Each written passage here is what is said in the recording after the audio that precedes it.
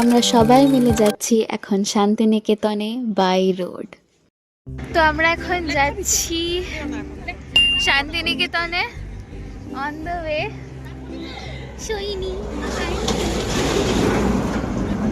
হ্যাঁ চা খাবো।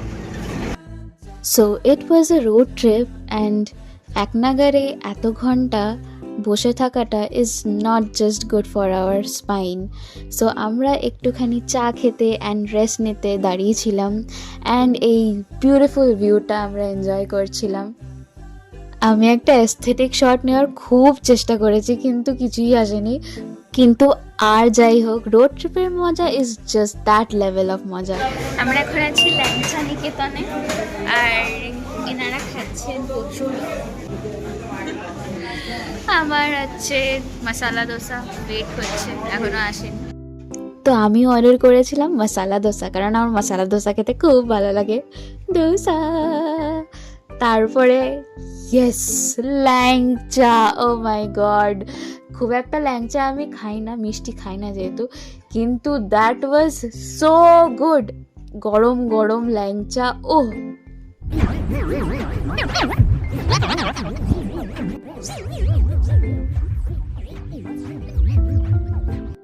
আমি আর তিয়াশা এক জায়গায় থাকবো আর আমি তিয়াশাকে অ্যানয় করবো না, এটা কখনো হয়? আমার হেভি লাগে ওকে অ্যানয় করতে।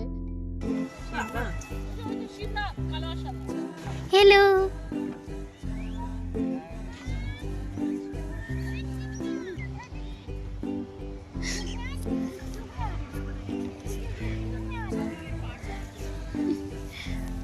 এটা শিবনাথ আর এদের দুজনের নাম কি? সাদা দুটো, দুটোর নাম জানি না। যা, এটা হচ্ছে শিবনাথ, ছোট ছোট শিবনাথ। শিবনাথ কি হচ্ছে? আমার শিবনাথকে দেখেছি, ও বলে বউ। তো ছোট শিবনাথ আর কুকুর মশাইয়ের সাথে দেখা করে 4 ঘন্টার রোড ট্রিপের পরে আমরা পৌঁছে গেলাম শান্তিনিকেতনে। তো এটা হচ্ছে আমাদের রুম ট্যুর, আমরা শান্তিনিকেতন পৌঁছে গিয়েছি। হ্যালো, টিভি, আর সেটা দেখছে হচ্ছেন সোহিনী। এখানে ইনি স্টকিংস ছেড়ে গামছা পরবে। ওকে, এটা হচ্ছে ওয়াশরুম আর এটা হচ্ছে বারান্দা। বারান্দা is very beautiful. Yes, and nature with জঞ্জাল। ছোট ছোট্ট, হ্যাঁ ছোট ছোট কুকুর বাচ্চা।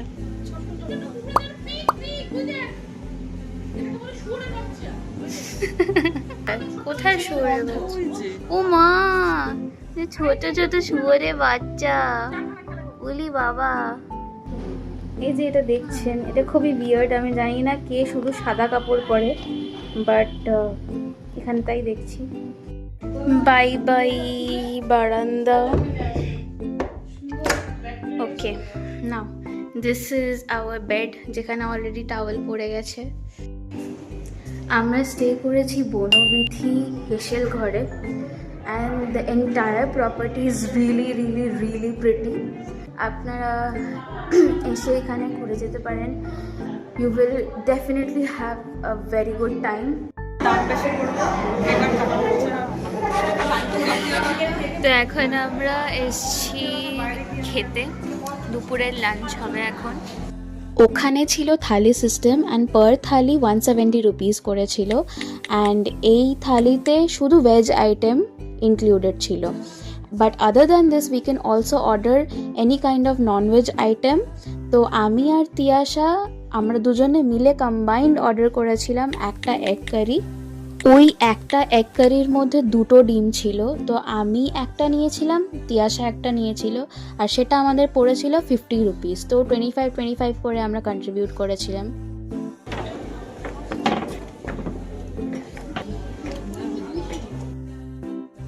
সো দিস ইজ বনবিথি হেসেল ঘরের ফ্রন্ট ব্যালকনি, যেখানে খুব সুন্দর উডেন ওয়ার্ক করা ছিল আর কয়েকটা বসার জায়গাও ছিল যেখানে আপনারা নিজেদের ফ্যামিলির সাথে টাইম কাটাতে পারবেন। আর এটা ছিল একটা লম্বা করিডোর, যেটার দুই পাশেই রুমস ছিল আর কয়েকটা বসার জায়গাও ছিল। আর এটা ছিল পেছনের পোর্শনটা। আর এই ব্যালকনিটা এত সুন্দর আর এত বড় ছিল যে আরেকটা রুম হয়তো এখানে হয়ে যেত। কিন্তু সবচেয়ে বেশি ইন্টারেস্টিং আর বিউটিফুল লেগেছিল এই ছোট ছোট ডিটেলসগুলো, যেরকম প্লান্টস, উডেন ওয়ার্ক। এখন আমাদের যেতে হবে সোনাঝুরিতে, তার জন্য টোটো দরকার। আমার জানি না আমার বন্ধুরা কেন ডাকছিস? ওখানে যাব। কোথায় যাবি? ওই ইয়েতে ফটো তুলতে?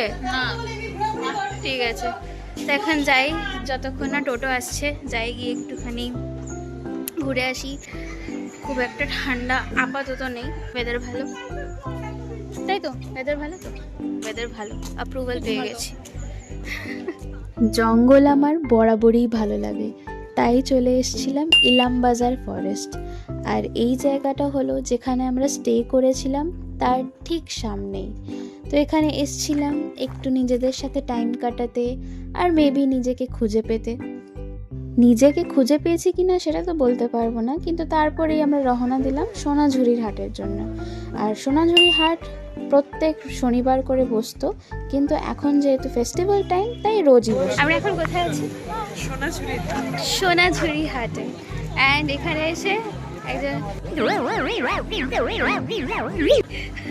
অলরেডি একটা গান বানানো হয়ে গেছে। যাই হোক, এই কোথায় গেল রে ওরা?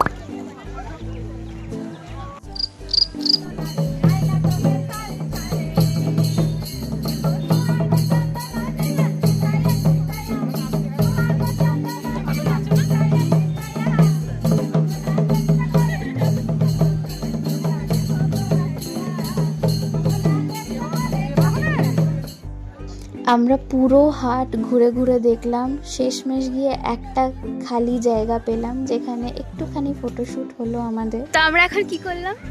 আমরা এখন ফটোশুট করলাম সূর্যর নিচে। সূর্যের নিচে। অ্যাকর্ডিং টু তিয়াশা আমরা সবাই সূর্যর নিচে আছি। এই যে সূর্য দেখা যাচ্ছে, এই সূর্যটার নিচে আমরা আছি। আর এটা হচ্ছে লোকেশন আমাদের। আমরা এখন চলে এসেছি পৌষ মেলাতে, ভীষণ ভিড়। আর মনে হচ্ছে আমি হারিয়ে যাবো এখন, জানি না, বাট হ্যাঁ অনেক লোক আছে। দেখি একটু ঘুরে দেখি কি।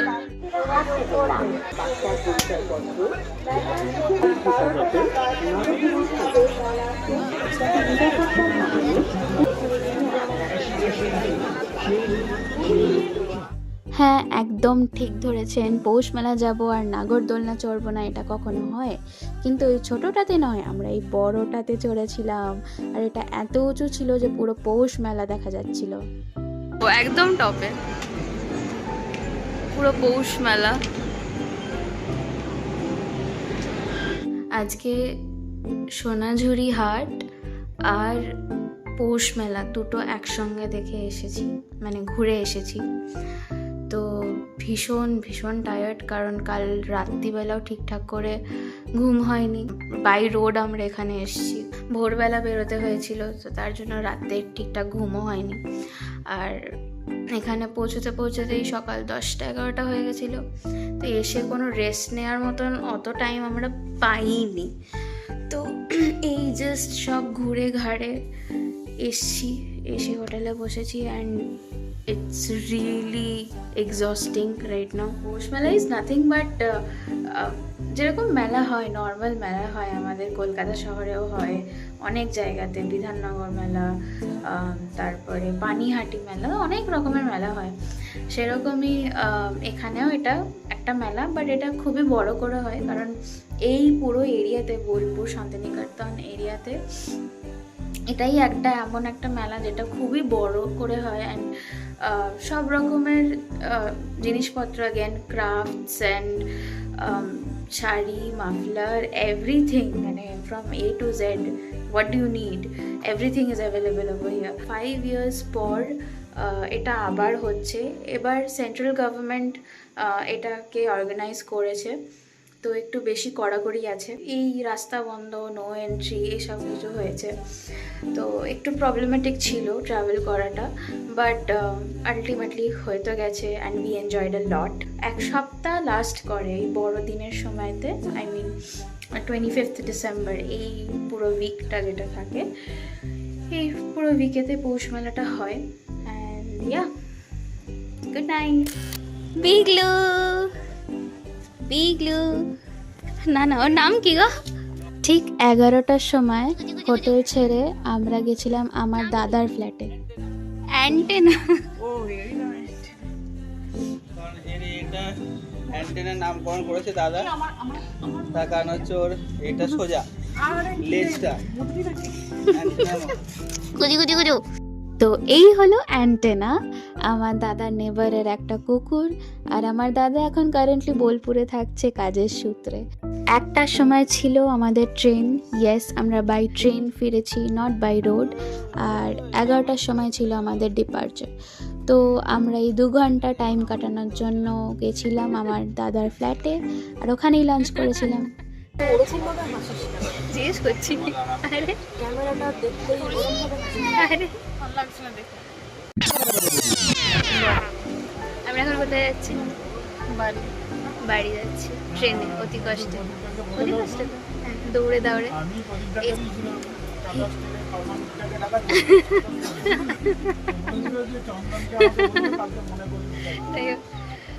বাড়ি পৌঁছে দেখা হচ্ছে। ফেরার সময় ভালো লাগছিল না, কারণ সেই ব্যাক টু অরিজিনাল লাইফ, কাজ, স্ট্রেস। কিন্তু জন্ম নিয়েছি যখন, কর্ম তো করতেই হবে। তো আমরা পৌঁছে গেছি হাওড়াতে, ব্যাক টু কলকাতা, অ্যান্ড আমরা বাড়ি যাচ্ছি। এর সাথেই শেষ হলো শান্তিনিকেতন ব্লগ। যদি ভালো লেগে থাকে লাইক, শেয়ার, সাবস্ক্রাইব করো।